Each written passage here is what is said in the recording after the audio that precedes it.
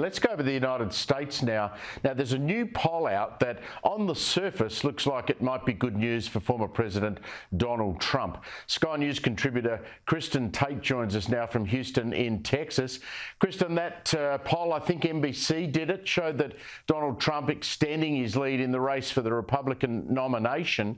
But I did see a suggestion today from a former chief of staff to the president, Mulvaney, saying that he might not be carrying the states that he needs to carry. And if you're a Republican, you have to win Georgia in order to win the White House. So if Donald Trump cannot win Georgia, he cannot win the White House.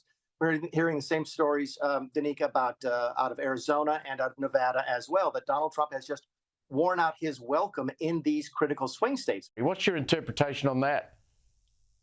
Yeah, look, I think overall, when you look at the country as a whole, Donald Trump is surging right now simply because Republicans are rallying around him with all of his legal troubles, which Republicans view as very unfair. And at the same time, a lot of people are horrified as what has been exposed as a two-tier justice system. You have our corrupt justice system under President Joe Biden going after Donald Trump for crimes that look awfully similar to things that Hillary Clinton did and even Joe Biden did that, of course, they got away with it. So I think that's kind of why Donald Trump is surging right now. But you're absolutely right, Steve. When you look at those first states in our primary process, the numbers are a little bit different. My family lives up in New Hampshire, which is the first in the nation primary. And I'll tell you, DeSantis is very popular up in that state, and he is surging.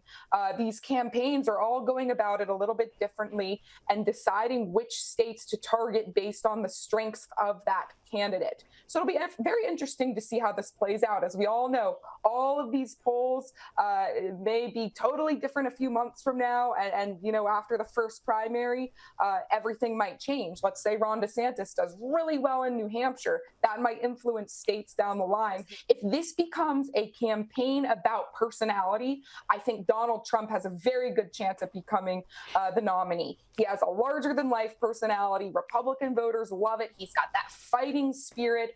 If it becomes a campaign about policy, I think Ron DeSantis has a better shot. Ron DeSantis has a very strong case to make that he is the better leader. Look at what he's done in the state of Florida in the United States. It was one of the only states that stayed open during COVID. He's done a phenomenal job running that state. People are flocking there from all across the country because that state's economy is booming. And he's stayed very, very focused on policy. So it'll kind of come down in some ways to how the media decides to cover the race. Because, again, if it gets back to those issues, I think DeSantis has a really great shot. But people love Trump. They love his bombastic personality, and they love the rallies that he holds. I've got to say, Kristin, if I had the choice of living in one of those colder Democratic states or moving to Florida and living in the sunshine, I know where I'd go. Yeah, I mean, it's an easy choice for a lot of people, especially when these colder states are being run into the ground by these Democrats who just spend and tax all the working people. So it's become unlivable for many families in these places, particularly New York.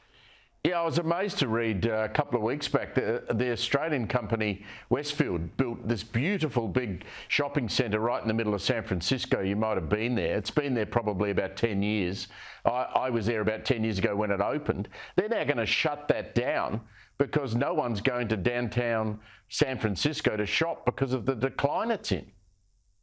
That is exactly right. In fact, about a decade ago, I was in San Francisco visiting some friends, and I naively, I'm a New Hampshire girl. That's where I'm from. I parked my car on the side of a big park there. I woke up in the morning, all the windows were smashed in my car and all the things were stolen out of it. That was 10 years ago.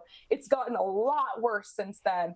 The place is riddled with crime. Of course, anyone who tries to actually work and do things the right way gets more than half their money seized by various levels of government. You're looking at state government taxes, city government taxes, and then, of course, federal taxes. Criminals are out of control. The schools are failing. So people are picking up. They are moving down to places like Florida and places like Texas, where I live now. But DeSantis has been a shining light in this country of good governance. And I know a lot of liberals, even people who are still in California, who just have to admit that things are looking really good in Florida. And that comes down not just to the good weather, but to good policy.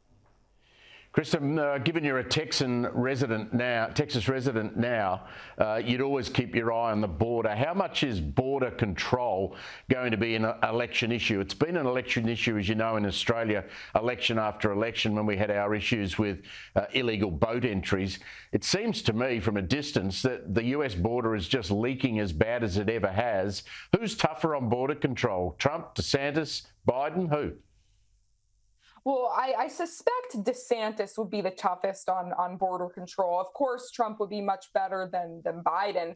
But a lot of this comes down to the media, because now that there's a Democrat in office, nobody here in the media wants to talk about the border. Just look the other way. There's nothing going on down there. But us in Texas, we know exactly what's going on the border. It is out of control, especially since Title 42 was dropped, which was one way that, border agents were able to kind of keep control down there by not letting some of them in due to COVID concerns. That's gone now. So it's basically a wide open border. People are let in. They're given this court date way in the future. And of course, very few of them actually show up to court. This is having profound impacts on Texas City, Steve. I live in Houston. It is not a border city. And yet still, our schools are overflooded with non-English speaking students. The hospitals, forget about it. If you need to go to the ER, you are in for an hours-long wait. There is a ton of crime. Drugs are all over the place. It is noticeably worse over the last decade. It's just going to get even more worse. Projections are that as many as 3.6 million illegal immigrants could come over our border this year. I mean, for reference for your viewers, Houston, where I live, we only have like 2.4 million residents. This is like importing large new U.S. cities into the country every single year. You cannot do that for years and years and years with no consequences. Eventually, the whole house of cards collapses. Kristin Tate, always a pleasure to catch up with you. Thanks a lot. Have a good night. Thank you very much, Steve.